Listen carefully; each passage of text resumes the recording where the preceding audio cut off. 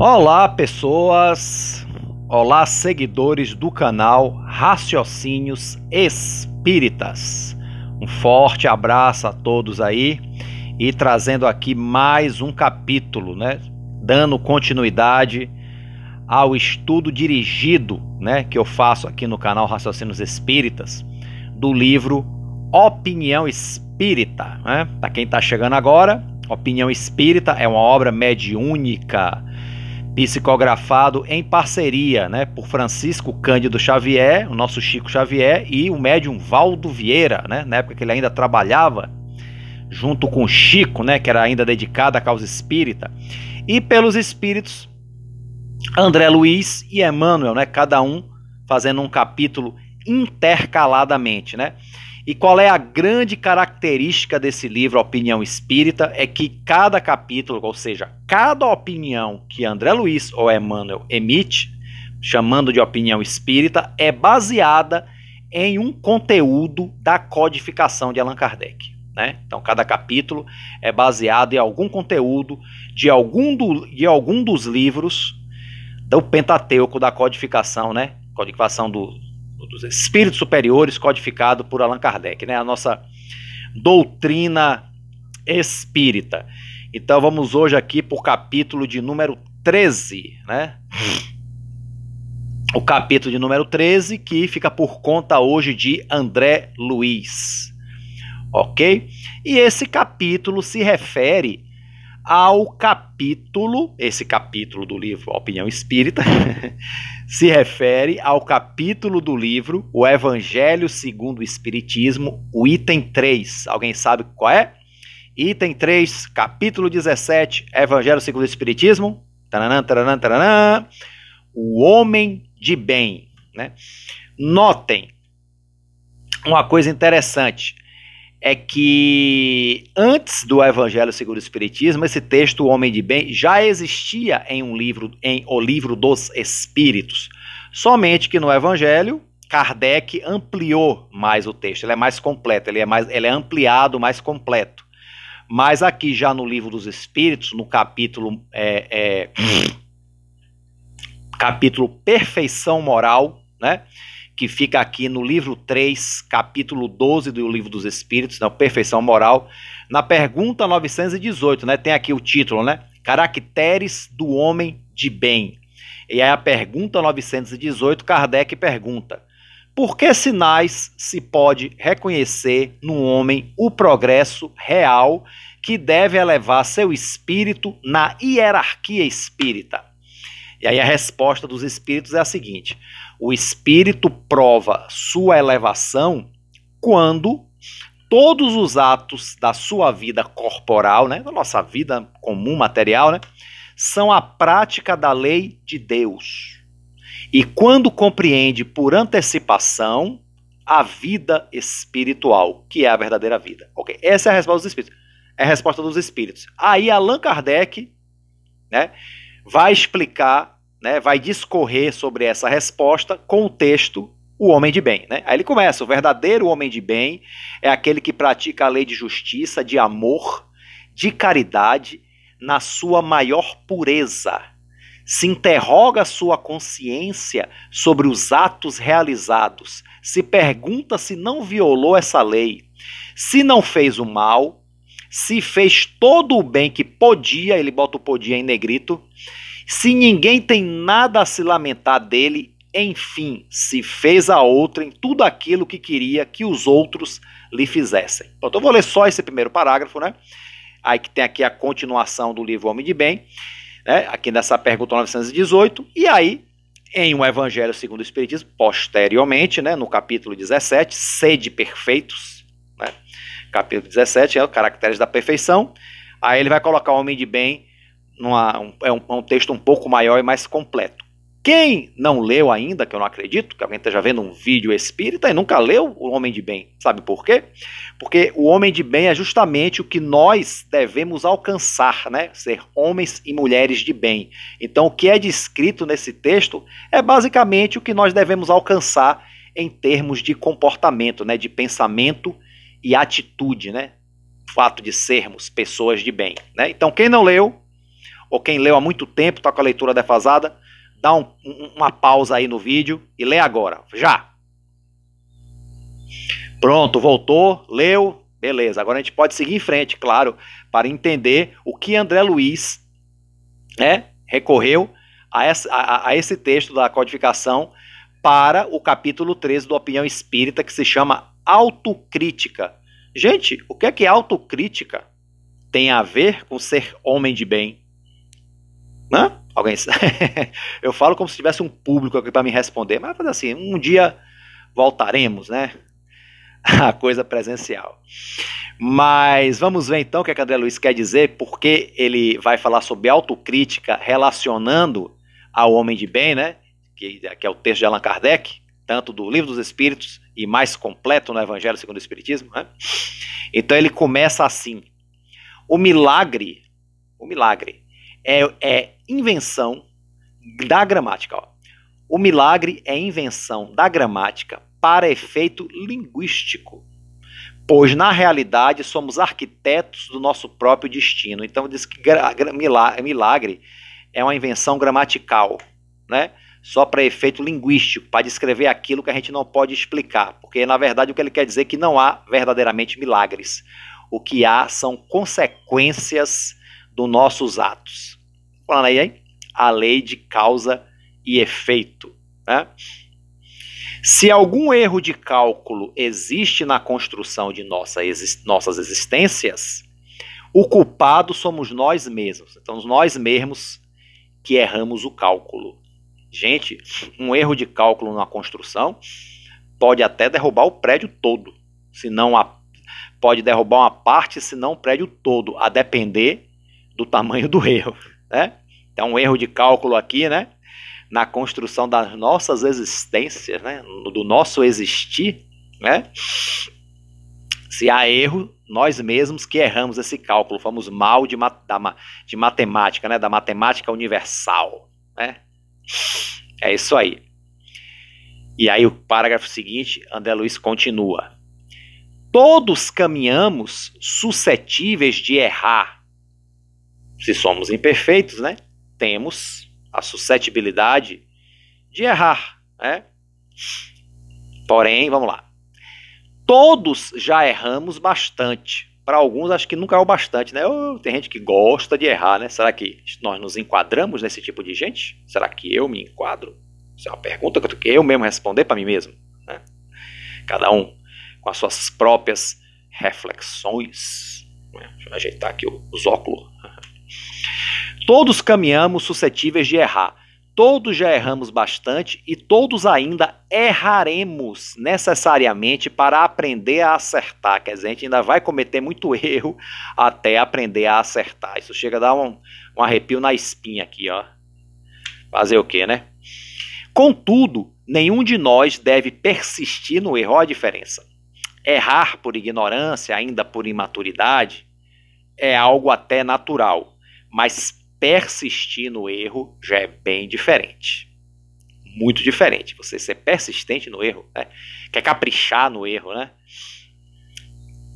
Nenhum de nós deve persistir no erro, porquanto incorreríamos na abolição do raciocínio que nos constitui a maior conquista espiritual. Quer dizer, a racionalidade é a maior conquista espiritual do ser humano, né? Alguém discorda disso, pelo amor de Deus? Acho que não, né? No conhecimento não.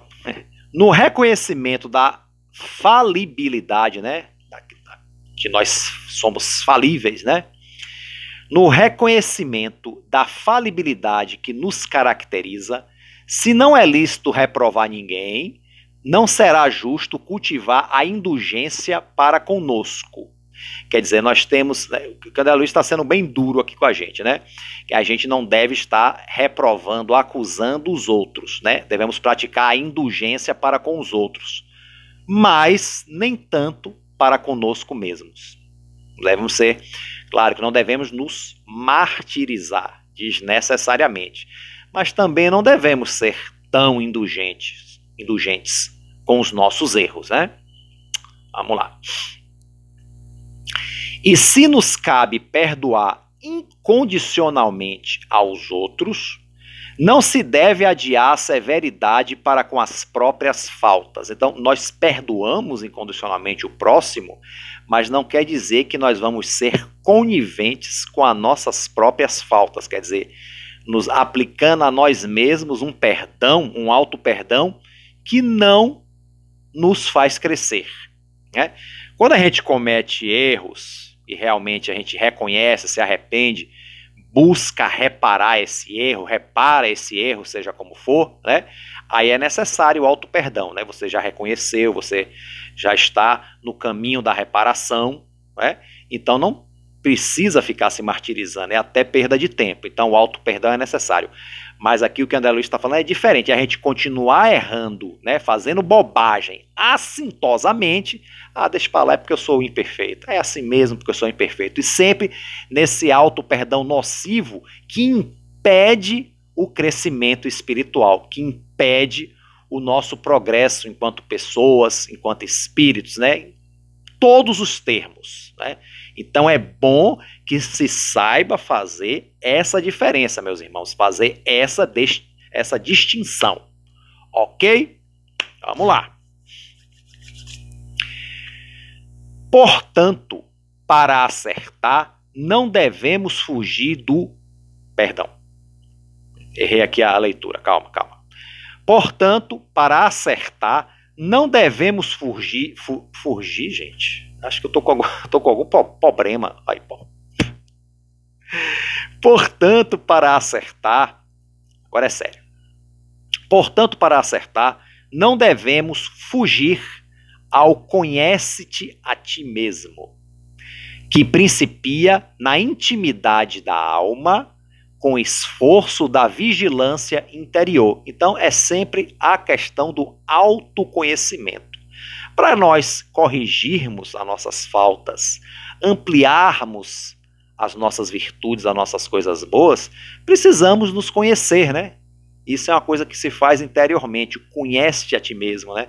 Que é algo que estava lá no templo de Delfos, lá na Grécia Antiga, e que Sócrates, né, usava muito esse princípio, tanto que algumas pessoas aplicam essa frase a Sócrates. Ele não é o criador, ele foi um grande propagador, né? Mas na verdade essa frase está no templo de Delfos, na Grécia Antiga. Não sei se hoje ainda está, né? Porque eu nunca fui na Grécia para conhecer as ruínas, né? Realmente eu não sei. Ok? Então, isso a gente faz na intimidade da alma. Jesus já nos dizia também, né? O reino de Deus começa dentro de nós, né? Corroborando com a questão do crescimento interior, do autoconhecimento, do conhece-te a ti mesmo. Constrói o reino de Deus dentro de ti, que o que vier para fora será a consequência, né? Maravilha. Esse trabalho analítico de dentro para dentro, aqui não é de dentro para fora, nem de fora para dentro, é de dentro para dentro, né?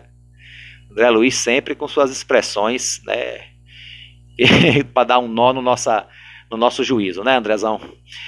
Esse trabalho analítico de dentro para dentro nasce da humildade e da intenção de acertar com o bem. Quer dizer, ter humildade, reconhecer, né, a nossa condição e buscar acertar com o bem, né? Ser humilde, gente, não é a gente se rebaixar, se colocar abaixo de tudo na humanidade. É reconhecer a nossa condição, não querer ser melhor do que ninguém.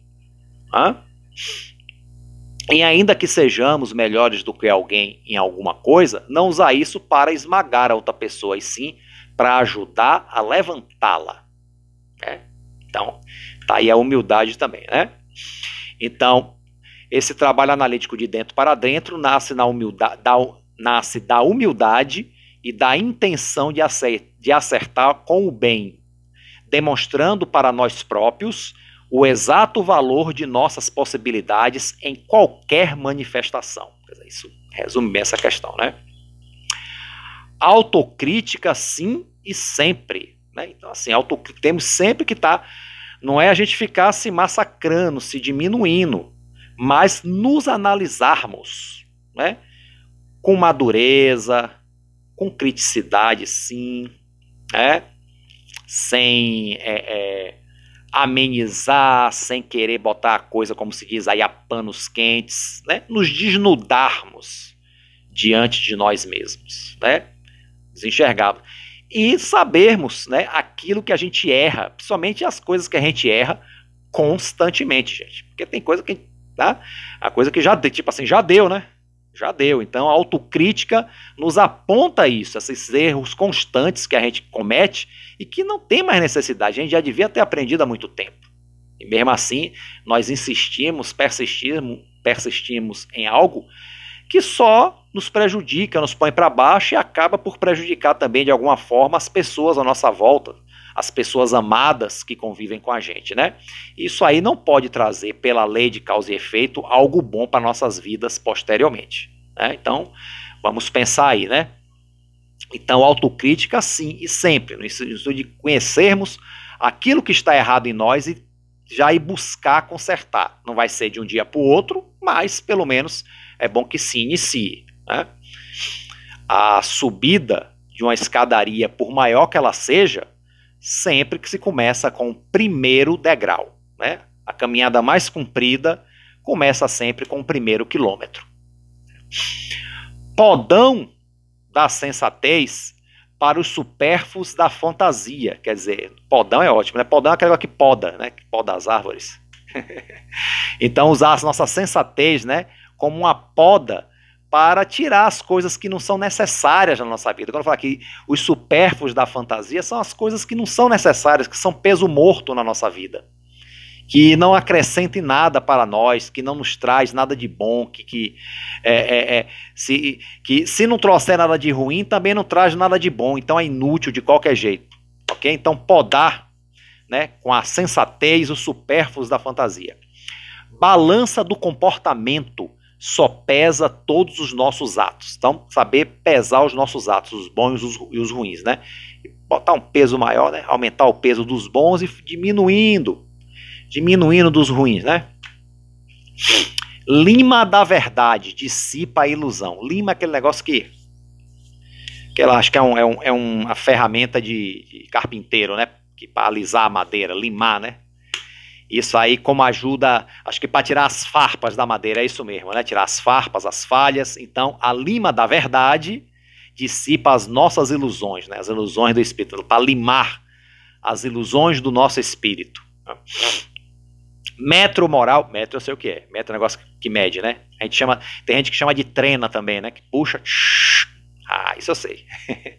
Metro moral define o tamanho de nosso discernimento. Como é que está o nosso discernimento, gente? Discernimento é uma coisa importante, né?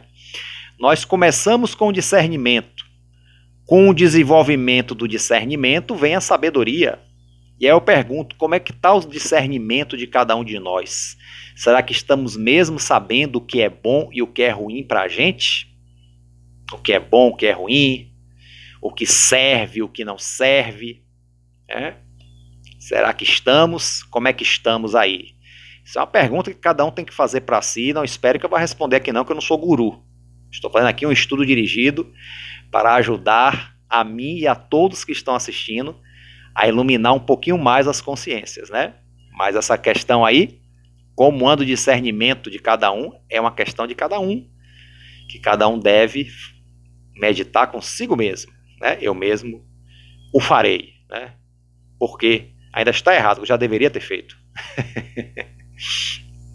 Ok? Espelho da consciência reflete a fisionomia da alma. Como o espelho, né, reflete a nossa fisionomia, lá que a gente se arruma, né? Arrumo o cabelo, eu já não tenho tanto assim para arrumar, né? Eu arrumo o restinho de cabelo aqui em cima da testa, né? E aí nos reflete, a gente bota uma roupa, pá, beleza. O espelho da consciência, gente, é o reflexo da nossa alma.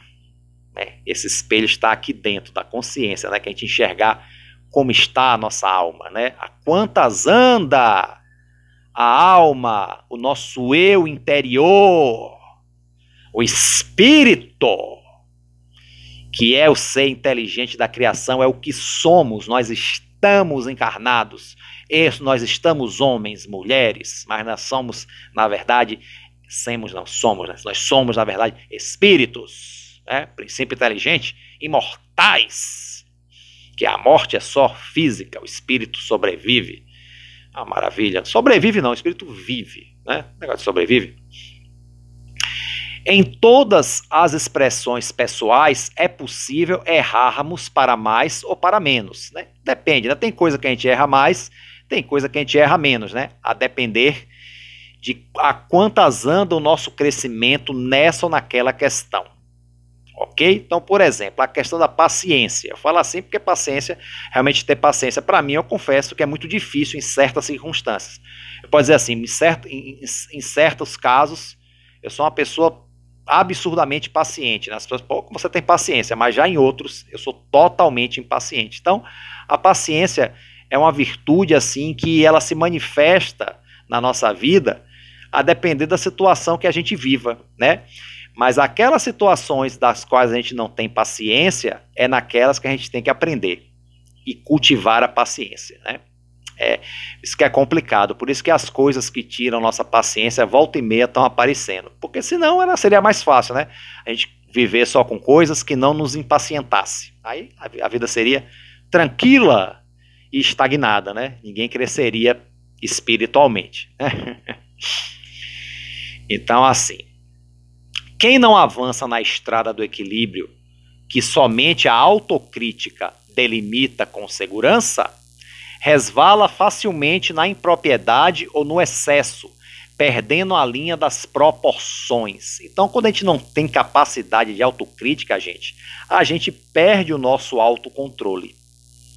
A gente perde o rumo da nossa vida, né? A gente anda a esmo. A autocrítica é esse manche, né? Esse volante, né? Que nos ajuda a nos guiarmos, né? Através das nossas atitudes, né? Dos nossos pensamentos. Fala assim, pensamento, porque primeiro a gente pensa, depois age, né? Ainda que seja numa fração de segundo, mas é. Então a autocrítica é essa guia necessária para nós, senão a gente fica desgovernado, né? Como André Luiz quis dizer aqui nesse parágrafo.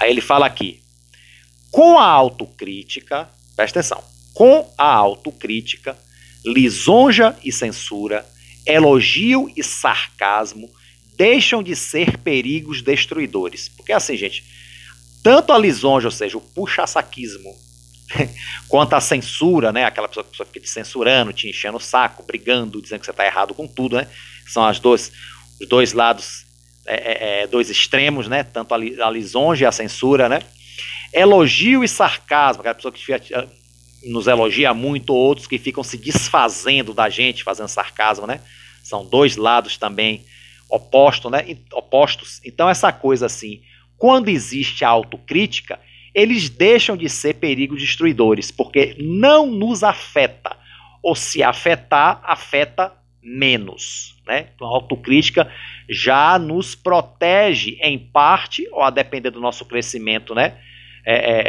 Nossa maturidade nos protege totalmente dessas questões, né? Então deixam de ser perigos destruidores, uma vez que a mente provida de semelhante luz, que é a autocrítica, acolhe-se ao bom senso e à conformidade, né? Bom senso é maravilhoso, né? E conformidade, você agir conforme a circunstância, né? Evitando a audácia exagerada, que audácia, né? Evitando a audácia exagerada de quem tenta galgar as nuvens sem asas. Imagina, gente, como é que você vai galgar as nuvens sem asas, né?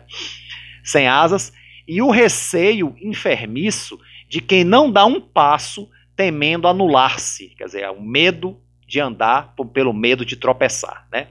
Não dá um passo temendo anular-se. Ao mesmo tempo que amplia as correntes de cooperação e simpatia, quer dizer, amplia, né, o nosso estado de cooperar e sermos mais simpáticos, né, em derredor de si mesma, por usar os recursos de que dispõe na medida certa do bem, sobre o qual a compaixão não piora o necessitado e a caridade não humilha quem sofre. Então você, quando tem autocrítica, até a beneficência você pratica melhor. Porque assim, todo bem é bem, né? Uma vez eu até vi uma palestra, acho que foi Flávio, é melhor você dar um pão a alguém xingando xingando a pessoa do que não dar o pão, né? Não deixa de ser um benefício, né? É verdade. Só que aí não está totalmente a caridade, você está gerando um benefício, mas quando temos autocrítica, quando a gente tem bom senso, quando a gente amadurece espiritualmente, a gente não faz do ato caritativo algo que humilhe, né? Algo que, né, realmente exercite em nós a compaixão. Quer dizer, além da caridade material, a gente também procura não humilhar o necessitado. Isso também é uma caridade moral, né, que nos ajuda a crescer ainda mais espiritualmente, né? Então é uma coisa importante para se observar, né? Muito importante. E por fim, o último parágrafo: ser fiscal de ti mesmo, ó, se fiscalize, viu? Ser fiscal de ti mesmo, que não te levantes por verdugo dos outros, ou seja, verdugo é inimigo, né? Verdugo que é aquele que maltrata, que persegue, né? Ser fiscal de ti mesmo, para que não te levantes por verdugo dos outros e, reparando os próprios atos, vive hoje a posição do juiz de ti próprio, né? Quer ser juiz, seja de si próprio, a fim de que amanhã não amargues a tortura do réu. Então, gente, ó, repare os próprios atos, né? Evite ser verdugo dos outros, seja juiz de si próprio, para que amanhã você não vire réu, quer dizer, ou seja, você não se comprometa, né, com coisas erradas e venha a colher aquilo que plantou, né? Você não virá réu nos tribunais da consciência, nos tribunais da vida, ok? Então é isso, assim terminamos o texto. E o que é que tem a ver? Foi a pergunta que eu fiz de início. O que é que tem a ver autocrítica com o texto do homem de bem? Tudo, pelo que a gente leu aqui, né? Para a gente sermos um homem de bem, a gente tem que se reformar intimamente. E a autocrítica é uma ferramenta imprescindível para que a gente se reforme intimamente, né? Para fazermos a nossa reforma íntima, né? A gente saber os nossos limites e as nossas possibilidades, para saber a hora de frear e saber a hora de avançar. Ok, gente? Então, tudo a ver autocrítica com a questão de buscarmos ser homens e mulheres de bem. Ok? Que esse é o grande objetivo do espírita, que não de toda a humanidade. Ok? Então, aqui vamos encerrando aqui mais um vídeo, né? Esse estudo dirigido do Opinião Espírita é realmente um quadro fixo aqui do canal Raciocínios Espíritas, ok? Então quem gostou, quem segue aí o canal Raciocínios Espíritas, dá um like, né? Dá um joinha. Quem está assistindo o vídeo aí agora, chegou aqui agora porque alguém falou, tal, se inscreve no canal, compartilhe se gostou do vídeo, e tem as mídias também do Raciocínios Espíritas aí, tem o Instagram, né, tem o Facebook, e tem também o Twitter do Raciocínios Espíritas. Ok, gente? Só mais um comentário aqui antes de terminar, é que o homem de bem no Evangelho, você vê que no Livro dos Espíritos, foi por causa da pergunta, né, porque sobre o progresso espiritual, né, aí o Espírito dá a resposta e Kardec faz essa dissertação, né, sobre o homem de bem. E no Evangelho ele inclui no capítulo sede perfeitos. Ou seja, procurarmos ser homens e mulheres de bem é o caminho para o sede perfeitos, né, que é dos mandamentos, podemos dizer assim, né, um dos ensinamentos de Jesus, né, que ele fala aqui justamente o sede perfeito: amai os vossos inimigos, fazei o bem àquele que vos odeia e orai por aqueles que vos perseguem e vos caluniam. Caluniam. Calunia é demais, né? Porque se não amais, senão aqueles que vos amam, que recompensa com isso tereis? Né? Os publicanos não fazem também? E aí por aí vai, né? Quer dizer, qualquer um pode gostar daquele que gosta de si mesmo, né? Mas a verdadeira grandeza espiritual é a gente amar e ajudar aqueles que a gente não gosta, o que é muito difícil, né? É muito difícil, mesmo para nós espíritas, quando a gente tem raiva de alguém, a gente quer mais, né? Se a gente não quiser agredir a pessoa, prejudicar, no mínimo não queremos perto, né? Queremos bem longe. Só que a gente entende que isso é um trabalho que está sendo feito, né? Talvez nós agora, conhecendo o Espiritismo, estejamos começando a entrar agora na trilha da espiritualização.